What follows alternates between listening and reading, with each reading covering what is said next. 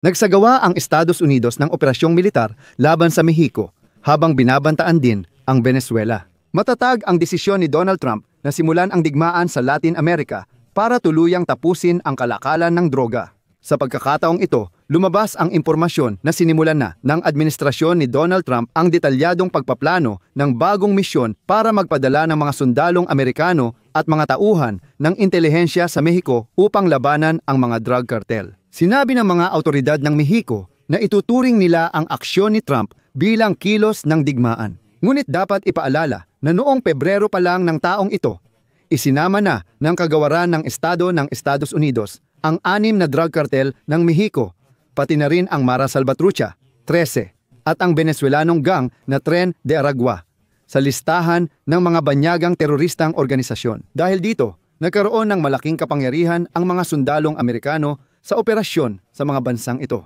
Kasabay nito, may malaking puwersang militar na pinamumunuan ng Amerika. Ang aircraft carrier na si Gerald Ford at 2 dosenang mga fighter at bomber ay halos nasa mismong hangganan na ng Venezuela. At doon, balak din ni Trump na magsagawa ng airstrikes sa mga pasilidad na maaaring ginagamit ng mga drug cartel. Sabi pa ni Trump, bilang na raw ang mga araw ni Pangulong Nicolas Maduro ng Venezuela. Sinimulan na rin ng militar ng Estados Unidos ang pagpapatibay, pagkukumpuni at pagpapalawak ng Roosevelt Roads Air Base sa Puerto Rico na isinara 2 dekada na ang nakalipas.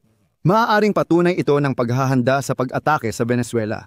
Ngunit huwag din kalimutan ang tungkol sa Mexico, kung saan balak din ni Trump na magpadala ng mga tropa sa ngayon.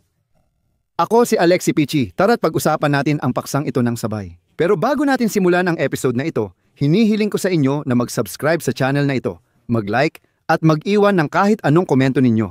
Mag-subscribe din kayo sa aking Telegram channel na Pichi News. Makikita ang pangalan sa link sa description ng video. Doon kami agad nagpo-post ng balita kapag may bago.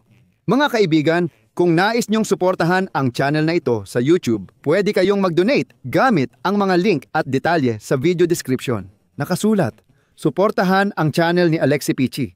Piliin ang pinakakomportabling paraan para sa inyo. Magpapasalamat ako sa kahit anong suporta ninyo, maging ito man ay donasyon, sponsorship o subscription.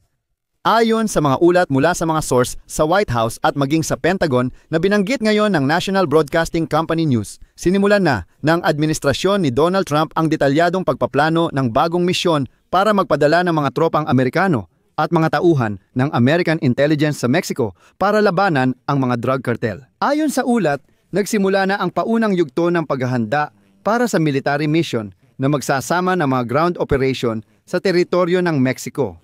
Pero ayon sa 2 opisyal ng Amerika, hindi naman kinakailangan ang deployment ng mga tropang Amerikano sa lupa ng Mexico. Pinag-aaralan din daw ang posibilidad ng airstrike kung kailangan. Interesante, ngayon ay inihahanda ni Trump ang parang legal na bahagi ng ganitong interbensyon para hindi ito magmukhang pananakop.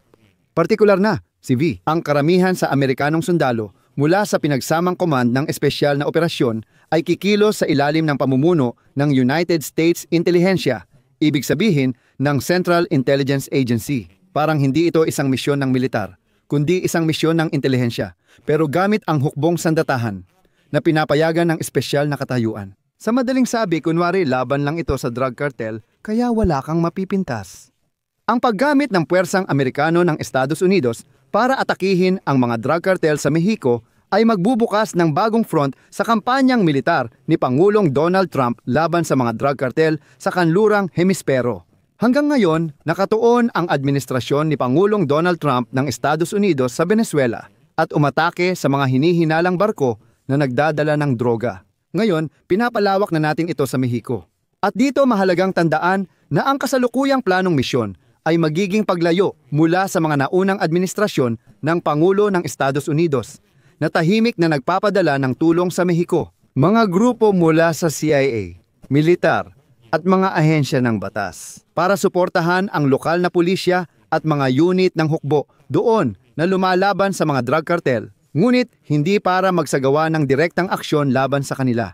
Ibig sabihin, sila ay mas nagsilbing tulong sa mga lokal na tagapagpatupad ng batas kaysa maging isang hiwalay na puwersa na lumalaban sa mga drug cartel ng mag-isa. Kung bibigyan ng pinal na pahintulot ang misyon, plano ng administrasyon ni Trump na panatilihin itong lihim at huwag gawing publiko ang mga aksyon na may kaugnayan dito. Tulad ng ginawa sa mga kamakailang pagsabog ng mga hinihinalang barkong nagdadala ng droga. At ayon sa mga source, sa ilalim ng bagong planong misyon, pangunahing gagamitin ng mga tropang Amerikano sa Mexico ang mga drone para umatake sa mga narko-laboratorio, pati na rin sa mga miyembro at leader ng mga drug cartel. Ngayon, gusto ko lang ipaalala na noong Pebrero pa lang, isinama na ng kagawaran ng Estado ng Amerika ang 6 na Mexican drug cartel, pati na rin ang Mara Salvatrucha, 13 at ang Venezuelan gang na Tren de Aragua sa listahan ng mga dayuhang teroristang organisasyon. Nagbigay ito ng napakalawak na kapangyarihan sa mga ahensya ng intelihensya at unit militar ng Amerika para magsagawa ng paniniktik at mga lihim na operasyon laban sa mga kriminal na network. Noong unang bahagi ng buwang ito, hayagang inamin ni Trump na inaprubahan niya ang mga lihim na operasyon ng CIA.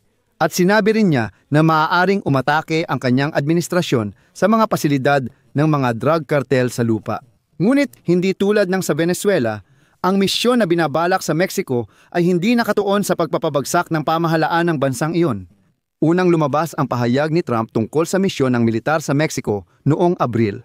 Noong Abril din naglabas ng pahayag si President Claudia Sheinbaum ng Mexico at ito ang kanyang sinabi.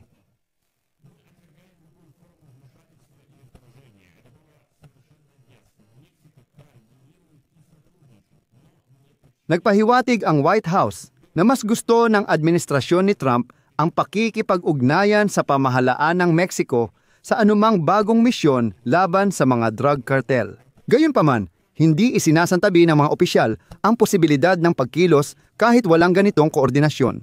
At dito mahalagang banggitin na mula noong simula ng Setyembre, si Trump ang namumuno sa isang operasyong militar laban sa mga barko sa karagatan malapit sa baybayin ng Venezuela na ayon sa kanyang administrasyon ay ginagamit para sa pagpupuslit ng droga papuntang Estados Unidos.